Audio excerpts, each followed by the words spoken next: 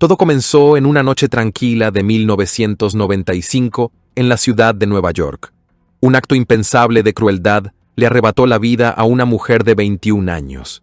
Desapareció sin emitir un sonido, dejando tras de sí una montaña de preguntas que crecerían hasta convertirse en consecuencias horribles. Lo que empezó como un incendio misterioso se transformó en uno de los relatos más desgarradores de crueldad imaginables.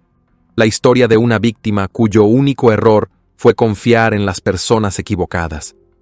Las llamas consumieron las pruebas, pero los horrores permanecieron, grabados en las paredes ennegrecidas. La brutalidad era asombrosa, la inhumanidad incomprensible. No se trataba de un acto aleatorio de violencia. Fue calculado con frialdad, ejecutado meticulosamente y motivado por fuerzas más oscuras de lo que cualquiera podría haber imaginado. A medida que la investigación se profundizaba, las revelaciones se volvían más perturbadoras. Cada pista señalaba a alguien en quien ella debía haber confiado, alguien que conocía su vida con la suficiente intimidad como para destruirla. En esta historia no había extraños, solo cómplices unidos por una culpa compartida y secretos enterrados. Esta no es solo una historia criminal, es una historia sobre cómo la confianza puede ser manipulada y cómo la oscuridad puede echar raíces en los corazones de quienes están más cerca de nosotros. Queridos espectadores, en este canal descubrirán las historias de crímenes más impactantes, reales y estremecedoras. Si no quieren perderse ningún caso, suscríbanse ahora y no olviden dejar su me gusta. Su apoyo nos ayuda a seguir contando la verdad.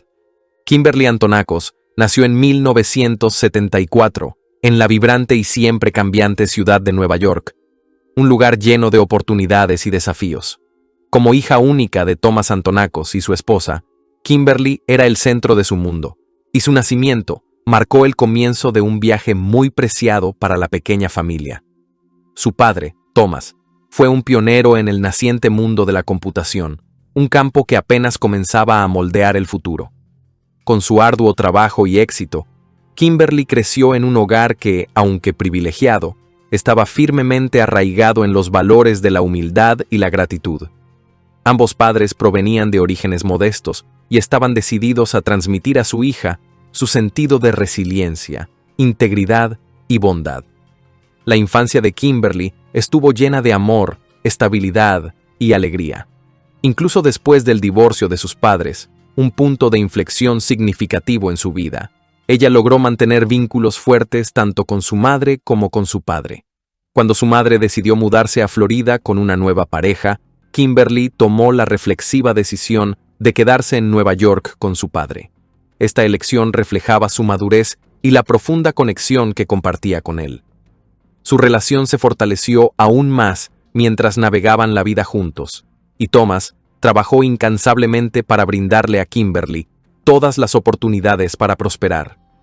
Desde pequeña, la brillante y magnética personalidad de Kimberly la distinguía. Era una niña vivaz y extrovertida que irradiaba calidez y encanto. Su capacidad innata para conectar con las personas la convirtió en una figura querida entre amigos, familiares y maestros por igual. Tenía una curiosidad insaciable por el mundo, siempre ansiosa por aprender y experimentar cosas nuevas. A medida que Kimberly crecía, también lo hacían su belleza y gracia. Para cuando llegó a la adolescencia, se había transformado en una joven deslumbrante, cuyo radiante sonrisa podía iluminar cualquier habitación. Su belleza exterior solo se igualaba con su bondad interior y su compasión. Kimberly tenía un sentido del humor agudo y perspicaz que podía hacer reír a cualquiera, y su risa contagiosa se convirtió en una de sus cualidades más entrañables. Ella mantenía una fe inquebrantable en la bondad de las personas, un rasgo que la hacía ser tanto admirada como profundamente querida por quienes la conocían. Más allá de su encanto y calidez, Kimberly era una persona sumamente motivada y ambiciosa. En 1994 se inscribió en el College of Staten Island, llena de entusiasmo y esperanza por el futuro. Abrazó la vida universitaria con entusiasmo, ansiosa por ampliar sus horizontes y forjar su propio camino. Kimberly sentía pasión por sus estudios, y su determinación de triunfar era evidente tanto en su enfoque académico como en sus metas personales. Thomas se aseguró de que tuviera acceso a una educación de calidad, actividades extracurriculares y un ambiente de apoyo que le permitiera explorar sus pasiones y talentos. Un poco más tarde, Kimberly le informó a su padre sobre una decisión que consideraba un paso natural en su vida. Quería vivir de manera preocupación. Entendió que su hija estaba convirtiéndose en su propia persona. Respetando sus deseos, aunque con cierta inquietud, eligió no oponerse. En cambio, resolvió garantizar que su nueva situación de vida fuera lo más segura y cómoda posible. Fiel a su promesa, Thomas compró un apartamento bien equipado para Kimberly en un barrio deseable de la ciudad. Para salvaguardar aún más su bienestar, Thomas tomó grandes medidas para asegurar su seguridad. El apartamento estaba dotado de un sistema de alarma de última generación, y sabiendo que a veces regresaría tarde, organizó un espacio de estacionamiento en un garaje seguro justo al frente. Incluso le regaló a Kimberly tanto un teléfono celular como un buscapersonas, un lujo poco común en ese entonces, para que pudieran mantenerse en contacto constante. Su cuidado meticuloso fue un testimonio de su profundo amor y preocupación por su hija, especialmente debido a la limitada experiencia de ella con el mundo más allá de su crianza protegida. Kimberly, sin embargo, estaba decidida a forjar su propio camino. No solo se destacaba académicamente, sino que también trabajaba a tiempo parcial para apoyar su independencia. A pesar de las ofertas de su padre de involucrarla en el negocio familiar, Kimberly eligió seguir sus propias ambiciones. Consiguió un puesto de medio tiempo como contadora en una firma de buena reputación, equilibrando su trabajo con sus estudios universitarios. Durante ese tiempo, disfrutaba de la típica vida de una estudiante. Asistía a fiestas, socializaba con amigos y abrazaba la independencia que tanto había buscado. A pesar de las sugerencias ocasionales de su padre de volver a casa, se mantuvo firme en su decisión de vivir por su cuenta. Su deseo de independencia, sin embargo, la llevó a un giro inesperado y devastador a principios de 1995. La naturaleza amable y confiada de Kimberly se hizo evidente cuando ofreció su hogar a una amiga, Liz Pace, y a la familia de Liz, mientras renovaban su apartamento. El apartamento de Kimberly se convirtió en un espacio animado y acogedor, lleno de comidas compartidas, risas y compañía. Una noche, Kimberly y Liz decidieron asistir juntas a una fiesta. Las dos jóvenes pasaron tiempo eligiendo su ropa, aplicando maquillaje y arreglando su cabello antes de salir. Según Liz, la fiesta fue divertida, las amigas bailaron, rieron y se lo pasaron bien. Más tarde, Kimberly las condujo a casa en su Honda Accord blanco de 1994. Sin embargo, esa noche Kimberly no acompañó a Liz al apartamento. Mencionó que tenía asuntos pendientes por atender y se fue después de abrazar a su amiga. Esa fue la última vez que Liz vio a Kimberly. A la mañana siguiente, la falta de Kimberly en el trabajo provocó de inmediato una ola de preocupación en su lugar laboral. Reconocida por su puntualidad y profesionalismo inquebrantable, su ausencia inexplicable resultaba tanto inusual como alarmante. Sus colegas, preocupados por su repentina desaparición, se comunicaron con su padre, Thomas. El padre de Kimberly, Thomas Antonakos, era un hombre de negocios exitoso que apreciaba profundamente a su única hija. Su vida cambió para siempre cuando recibió noticias preocupantes de los colegas de Kimberly.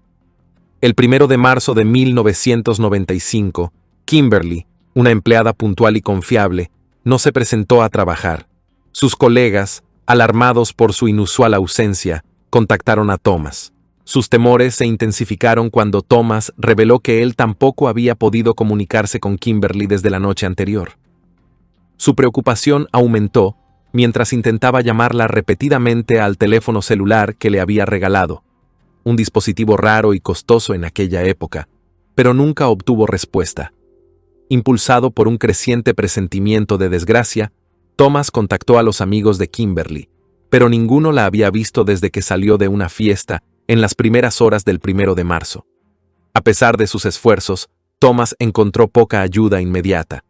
Cuando recurrió a la policía, al principio desestimaron sus temores, sugiriendo que Kimberly, al ser adulta, simplemente podría haber pasado la noche en otro lugar y regresaría pronto.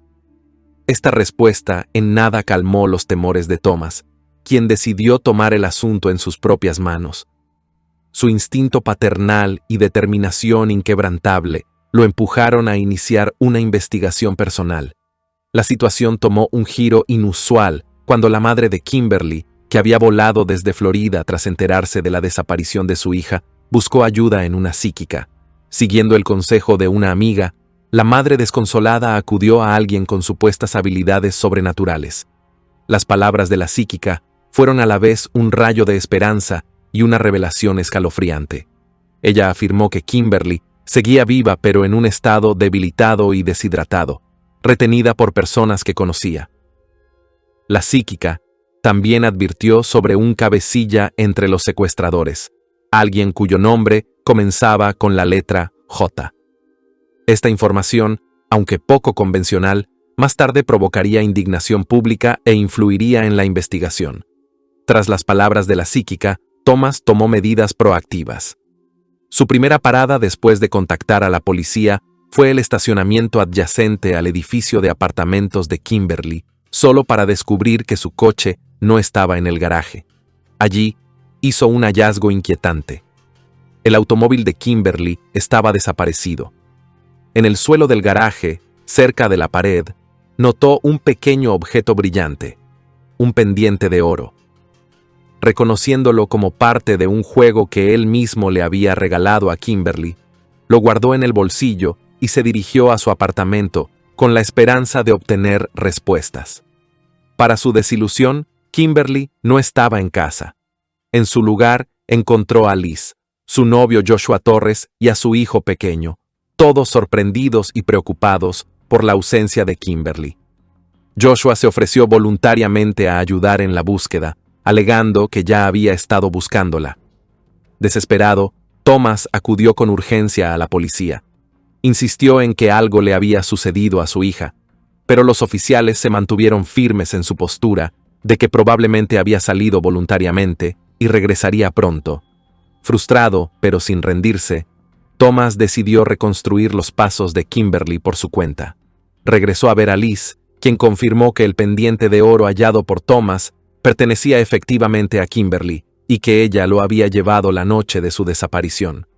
Thomas emprendió entonces una búsqueda incansable, visitando los lugares que frecuentaba su hija y hablando con numerosas personas en un esfuerzo por reconstruir sus últimos movimientos conocidos. Mientras tanto, Joshua sugirió buscar el coche de Kimberly, suponiendo que podría dar alguna pista. Con cada hora que pasaba, la determinación de Thomas se fortalecía. En su tercera visita a la comisaría, fue inflexible en su exigencia de que la policía actuara de inmediato. Su persistencia finalmente atrajo la atención de un detective que, conmovido por la angustia del padre, aceptó investigar a pesar de que el protocolo dictaba lo contrario. El primer paso del detective fue reconstruir las actividades de Kimberly el 28 de febrero. Ella había ido a la universidad en la mañana, seguida de su trabajo de medio tiempo. Tras varias horas de trabajo, regresó a casa, donde cenó con amigos. Más tarde esa noche, asistió a la fiesta con Liz. La línea de tiempo situaba a Kimberly y Liz de vuelta en el apartamento alrededor de las 4 de la madrugada. Liz entró en el edificio, pero Kimberly se dirigió al garaje, alegando asuntos urgentes que permanecieron como un misterio. En el apartamento y en el garaje, vinculados a la desaparición de Kimberly Antonakos, la policía realizó una exhaustiva búsqueda, pero no encontró pruebas ni señales de forcejeo. No había huellas dactilares ajenas, lo que sugería dos posibilidades. O bien la escena había sido limpiada meticulosamente, o el autor había actuado usando guantes.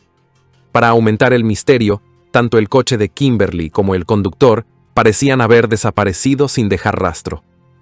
La única pista física era el pendiente de oro que su padre había encontrado junto a la pared del garaje. Los investigadores también examinaron la actividad financiera de Kimberly, analizando su cuenta bancaria en busca de pistas. La última transacción registrada con su tarjeta ocurrió la tarde antes de su desaparición, lo que descartaba la posibilidad de que Kimberly se hubiera fugado por su cuenta. Con estos hallazgos, los detectives comenzaron a sospechar de un crimen y teorizaron que Kimberly había sido secuestrada. A medida que la investigación ganaba impulso, más agentes se unieron al caso. Con pocas pistas que seguir, las autoridades consideraron de manera no oficial la información proporcionada por la psíquica consultada por la madre de Kimberly. Aunque tales prácticas no forman parte del procedimiento estándar, no es raro que en casos con escasez de pruebas, las autoridades recurran a individuos con supuestas habilidades sobrenaturales. Aunque estas colaboraciones rara vez se hacen públicas, en ocasiones brindan pistas útiles. Los primeros testigos interrogados fueron los huéspedes de Kimberly, Liz y Joshua. Sus testimonios ofrecieron detalles importantes pero desconcertantes.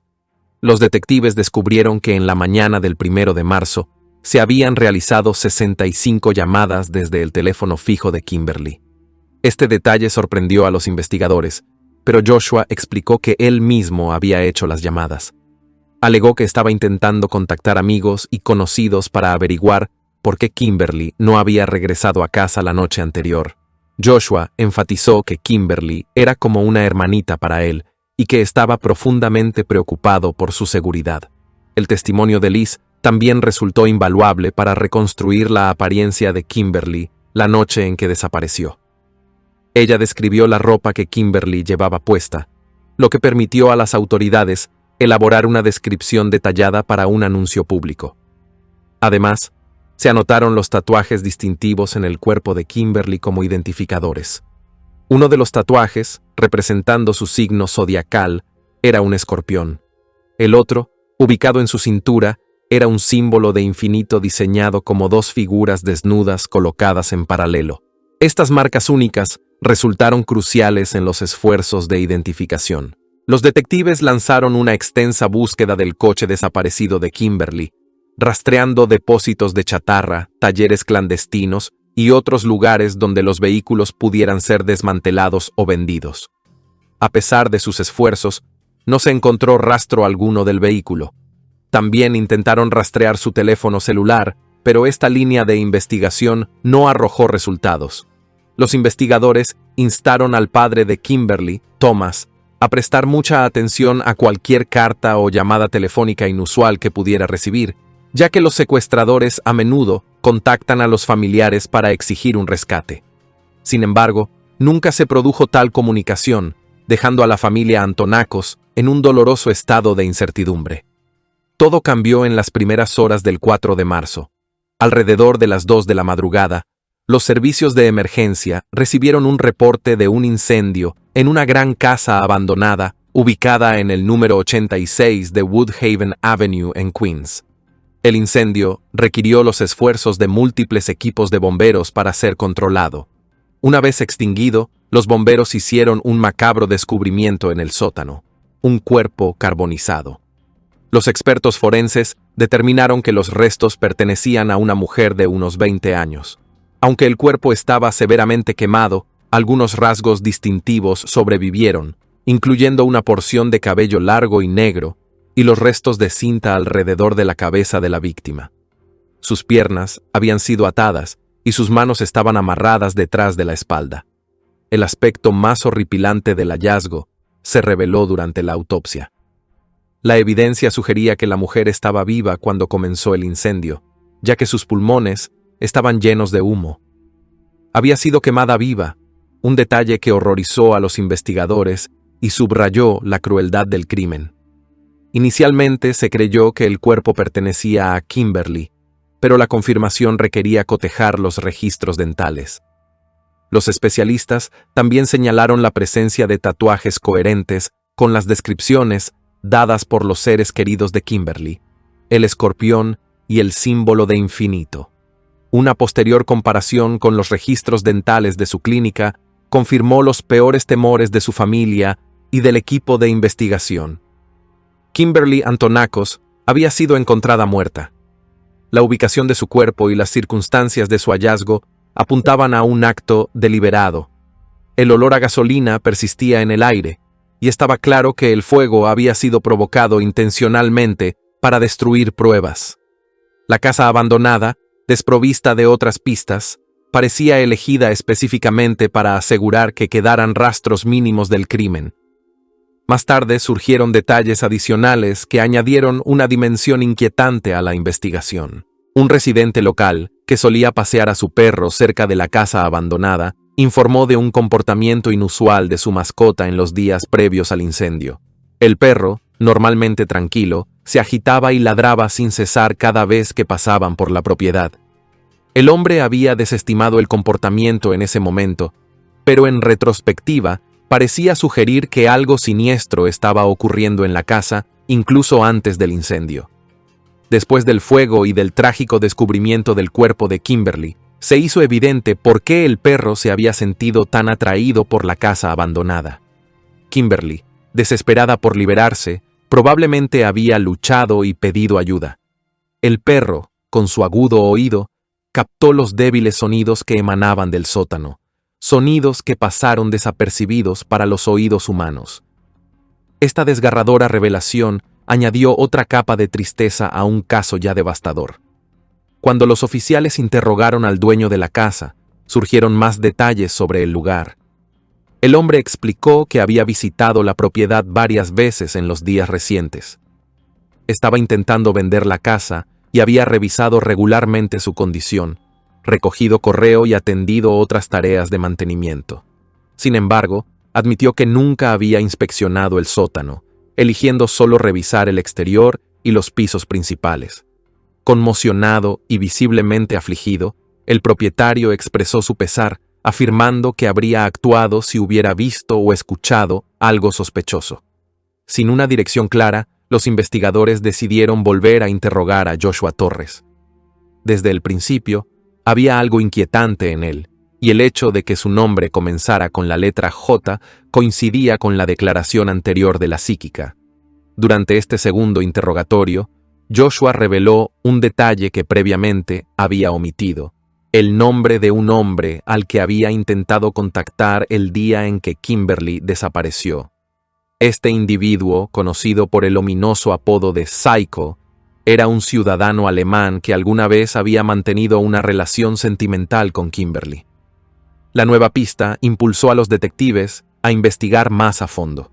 Pronto descubrieron que Psycho, cuyo verdadero nombre salió a la luz durante la investigación, había emigrado a los Estados Unidos siendo niño junto con sus padres.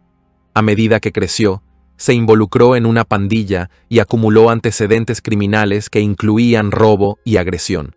Los detectives creyeron haber encontrado a un sospechoso viable y rápidamente lo detuvieron para interrogarlo. Sin embargo, durante el interrogatorio ocurrió algo inesperado. Cuando se le informó a Psycho sobre la muerte de Kimberly, su reacción dejó atónitos a los investigadores. Parecía genuinamente destrozado, no solo negando su implicación en el crimen, sino mostrando un dolor visible y auténtico por su pérdida. Para medir su sinceridad, los detectives llevaron a Psycho a la escena del crimen. Su reacción no dejó dudas. Sus emociones eran genuinas y no mostró ningún comportamiento que sugiriera culpabilidad. Además, una investigación más profunda verificó su coartada para la noche de la desaparición de Kimberly, descartándolo de manera concluyente como sospechoso. Una vez más, el caso llegó a un callejón sin salida. En su desesperación, la familia de Kimberly recurrió una vez más a la psíquica en busca de orientación. Esta vez, la psíquica describió haber visto a 4 personas involucradas en el crimen. Afirmó que los secuestradores habían intentado establecer contacto con la familia, pero fracasaron por razones desconocidas. Además, la psíquica sugirió que el secuestro no estaba destinado inicialmente a terminar en tragedia, pero las circunstancias se habían salido de control. Concluyó con una predicción enigmática. La resolución del caso era inminente. En un esfuerzo por reavivar el interés público y obtener nuevas pistas, el padre de Kimberly, Thomas, anunció una recompensa de $10,000 por información que condujera a la captura de los responsables. Aunque Thomas no era un hombre inclinado a creer en adivinos o psíquicos, su dolor y desesperación lo hicieron estar dispuesto a explorar cualquier posibilidad. El comentario de la psíquica sobre los secuestradores intentando, sin éxito, comunicarse con él se quedó grabado en su mente. ¿Qué los había impedido contactarlo? Reflexionando sobre ello, Thomas recordó un detalle aparentemente insignificante del día en que Kimberly desapareció. Recordaba haber revisado repetidamente su contestador automático con la esperanza de escuchar la voz de su hija. No había mensajes, excepto por 2 grabaciones en blanco. En ese momento, las había desestimado como fallos técnicos, mensajes silenciosos sin sonido. Sin embargo, al repasar las palabras de la psíquica en su mente, comenzó a preguntarse si aquellos mensajes en blanco habían sido un intento de los secuestradores de comunicarse. Mientras tanto, 5 días después de que se descubriera el cuerpo de Kimberly, los investigadores localizaron su coche. Había estado estacionado en una tranquila zona residencial no muy lejos de la escena del crimen. El hallazgo renovó la esperanza en la investigación, ya que el vehículo podría contener pruebas. Sin embargo, el coche había sido limpiado meticulosamente, sin dejar huellas dactilares ni otro material forense útil. Los únicos objetos relevantes fueron mechones de cabello de Kimberly y un pendiente a juego encontrado dentro del compartimiento del pasajero. Aunque prometedores a primera vista, estos hallazgos no lograron generar avances significativos. A medida que la investigación se prolongaba, una oscura sombra de sospecha cayó sobre Thomas. Comenzaron a circular rumores de que su riqueza y éxito podrían estar vinculados al crimen organizado. Algunas personas en su círculo social incluso llegaron a sugerir que sus supuestas conexiones con el inframundo habían traído la tragedia a su familia. Estas acusaciones, aunque infundadas, añadieron una carga adicional a un padre ya destrozado por la pérdida de su hija. Thomas, un hombre íntegro, estaba devastado por las insinuaciones de que su éxito de alguna manera había contribuido a la muerte de Kimberly. La incesante especulación y la falta de avances en la investigación dejaron a los seres queridos de Kimberly en una profunda angustia.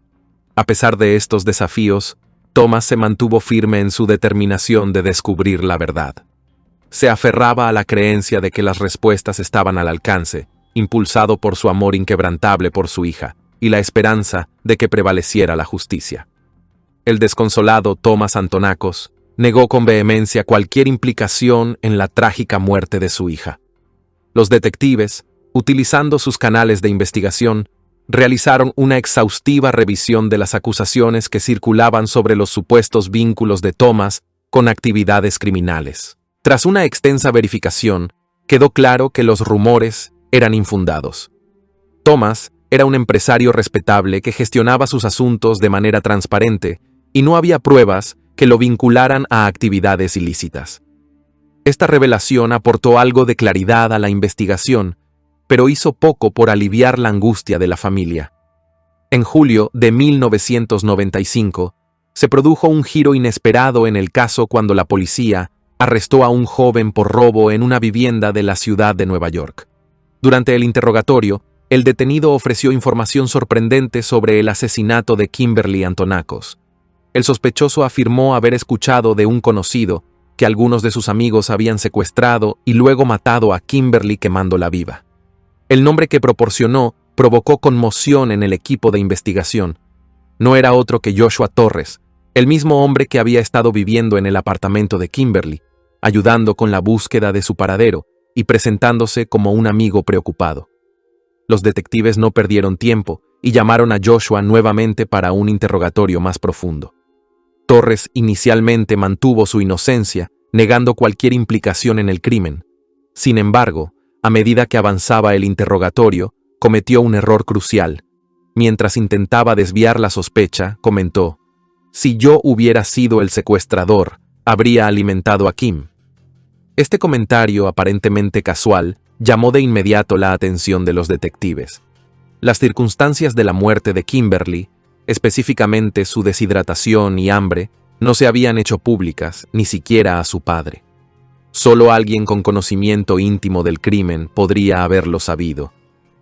A pesar de esta revelación, los investigadores sabían que necesitaban pruebas más concretas para construir un caso contra Joshua. Al investigar su historial, descubrieron antecedentes preocupantes. Torres tenía un registro criminal con múltiples arrestos y no contaba con empleo estable. Vivía del ingreso de su novia, Liz, quien era la compañera de apartamento de Kimberly. Mientras Liz trabajaba para mantener el hogar, Torres pasaba gran parte del tiempo en casa, cuidando a su hijo. Esta situación le proporcionaba amplio tiempo para planear y ejecutar un crimen. La familiaridad de Torres con la rutina diaria de Kimberly lo convertía en un perpetrador ideal. Sabía cuándo y dónde encontrarla, y tenía la oportunidad de ocultarla en la casa abandonada, donde más tarde se descubrió su cuerpo. Sin embargo, permanecía sin responder una pregunta crítica. ¿Por qué no había exigido un rescate? Los investigadores hipotetizaron que algo había salido mal durante el secuestro, lo que llevó a Torres y sus cómplices a abandonar el plan original y deshacerse de Kimberly de manera macabra. A medida que los detectives profundizaban en el caso, analizaron meticulosamente las llamadas telefónicas que Joshua Torres había realizado la mañana del 1 de marzo. Contrario a sus afirmaciones iniciales, estas llamadas no se dirigieron a ningún contacto conocido de Kimberly. En cambio, se realizaron a una serie de números aleatorios que no tenían aparente relación con ella. Además, un examen de la actividad del buscapersonas de Torres reveló varios mensajes crípticos enviados ese mismo día, lo que aumentó aún más las sospechas en su contra. La evidencia acumulada contra Torres continuó aumentando, lo que llevó a los detectives a sentirse lo suficientemente seguros como para confrontarlo directamente. Esta vez, estratégicamente, le informaron que el exnovio de Kimberly, previamente considerado sospechoso, había sido completamente descartado. Bajo el peso de esta revelación y la línea de interrogatorio cuidadosamente elaborada, Torres comenzó a flaquear. Finalmente, confesó conocer el secuestro de Kimberly y se declaró culpable de actuar como cómplice. Sin embargo, mantuvo que no había previsto que la situación escalara hasta un resultado tan trágico. Según su versión, el plan original era sencillo: exigir un rescate y liberar a Kimberly una vez asegurado el dinero. El plan se desmoronó cuando los secuestradores se frustraron, creyendo que Thomas no había respondido a sus demandas. En realidad, Thomas no había recibido ningún mensaje de rescate. Aunque los secuestradores habían dejado un mensaje en su contestador, este nunca se guardó, probablemente por un fallo técnico. Convencidos de que Thomas ignoraba sus demandas, los secuestradores entraron en pánico. El intenso escrutinio público sobre la desaparición de Kimberly, exacerbado por los informes de los medios que mencionaban la afirmación de una psíquica sobre un sospechoso, cuyo nombre comenzaba con J, solo intensificó su miedo. Sintiendo que estaban atrapados, los secuestradores decidieron eliminar a Kimberly y destruir las pruebas incendiando la casa abandonada. Torres reveló además que los secuestradores se habían vuelto cada vez más paranoicos debido a la amplia cobertura mediática. La mención de un sospechoso cuyo nombre comenzaba con J los había inquietado especialmente, ya que implicaba directamente a Torres y aumentaba su sensación de vulnerabilidad. Estas acciones en cascada desencadenaron una cadena de eventos trágica y casi inevitable, un círculo vicioso que finalmente condujo a la prematura muerte de Kimberly. A pesar de su confesión, Torres negó rotundamente su participación directa en el asesinato de Kimberly. En cambio, trasladó la culpa a sus cómplices, afirmando que ellos habían actuado de manera independiente. En consecuencia, fue liberado bajo fianza mientras los investigadores continuaban reuniendo pruebas en su contra. Sin embargo, antes de que el caso pudiera avanzar, Torres desapareció misteriosamente sin dejar rastro. Añadiendo otra capa de complejidad al caso, el hombre que había implicado a Torres, identificado como José, fue brutalmente asesinado poco después. José fue encontrado con un disparo ejecutado en la parte posterior de la cabeza mientras caminaba con su esposa.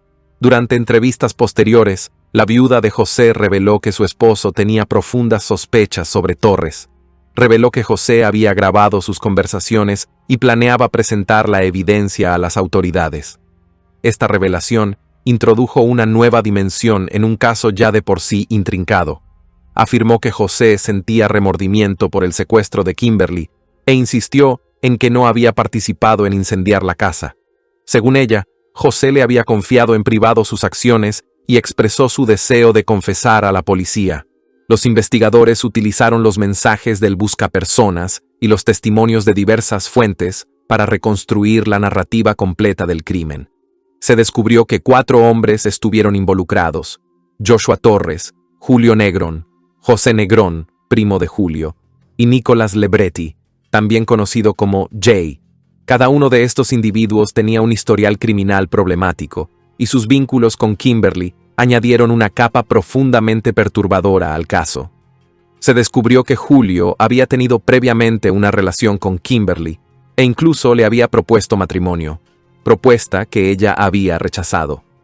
Aunque públicamente aceptó su decisión, sus sentimientos persistentes hacia ella parecían haber contribuido a su implicación en los hechos.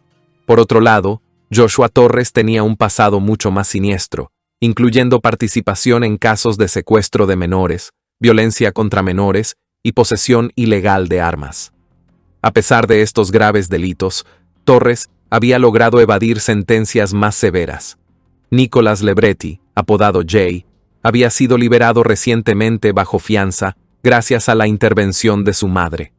Él también había evitado un castigo más severo por crímenes que podrían haber resultado en largas penas de prisión. Las acciones del grupo la noche del secuestro de Kimberly fueron escalofriantemente deliberadas. Tras el regreso de Kimberly de la fiesta, la emboscaron en el estacionamiento, después de haberla vigilado y esperar el momento adecuado, cuando estaba sola. Blandiendo un arma para intimidarla, le ataron las manos, le cubrieron la boca, los ojos y los oídos con cinta adhesiva y la obligaron a subir al maletero de su coche. Desde allí, la transportaron a la casa abandonada donde su vida llegaría a un final horroroso. En el sótano, la ataron a una silla, incluso le quitaron los zapatos para evitar que hiciera ruido que pudiera llamar la atención. El grupo intentó justificar sus acciones ante Kimberly, diciéndole que su padre les debía dinero y que sería liberada una vez que él pagara el rescate. Julio tenía la tarea de vigilarla, asegurándose de que tuviera comida, agua y calor. Sin embargo, abandonó su puesto por miedo a las consecuencias, dejando a Kimberly sin alimento ni calor durante 3 días. La joven, sola, comenzó a sucumbir a la deshidratación y al frío. A pesar de su deteriorada condición, se aferró a la vida, evidenciando su resiliencia incluso en circunstancias tan extremas. Mientras tanto, Joshua grabó un mensaje de rescate exigiendo $775,000 por la devolución segura de Kimberly. Dejó 2 mensajes en el contestador automático de Thomas Antonakos, pero debido a problemas técnicos, las grabaciones estaban en blanco. Los secuestradores, sin saber esto, creyeron que Thomas estaba ignorando sus demandas, lo que alimentó su frustración y paranoia. La cobertura mediática del caso, particularmente la mención de la psíquica sobre un sospechoso, cuyo nombre comenzaba con J, solo intensificó su miedo a ser atrapados. El 4 de marzo, cuando el grupo regresó al sótano y encontró a Kimberly inconsciente, asumieron que había muerto. Dado que la policía la buscaba activamente, Torres decidió que lo mejor era deshacerse de las pruebas. Vertió gasolina sobre ella y, después de besarla de despedida y susurrarle «La vida apesta», la prendió fuego. Fue un intento sombrío y equivocado de encubrir sus rastros, marcando el trágico final de la vida de Kimberly. A medida que los investigadores profundizaban en el caso, se enteraron por Liz, la compañera de cuarto de Joshua, que él la había usado como coartada. Liz inicialmente afirmó no estar al tanto de su implicación, pero su testimonio posterior reveló que Joshua le había confesado todo. Tras su confesión, la agredió físicamente, amenazó su vida y finalmente huyó. A pesar de sus esfuerzos por intimidarla y silenciarla, Liz cooperó con las autoridades y proporcionó un testimonio condenatorio contra él durante el juicio. La investigación también vinculó a Joshua con el asesinato de José Negrón, quien lo había acusado de orquestar el secuestro de Kimberly. José había sido ejecutado con un disparo en la cabeza mientras caminaba con su esposa. Antes de su muerte, José supuestamente había grabado conversaciones con Joshua, con la intención de exponerlo. Aunque Joshua permaneció como sospechoso del asesinato de José, los investigadores carecían de pruebas suficientes para acusarlo formalmente. El arresto de Joshua marcó un punto de inflexión en el caso. Al enfrentarlo con las pruebas en su contra, intentó trasladar la culpa a sus cómplices.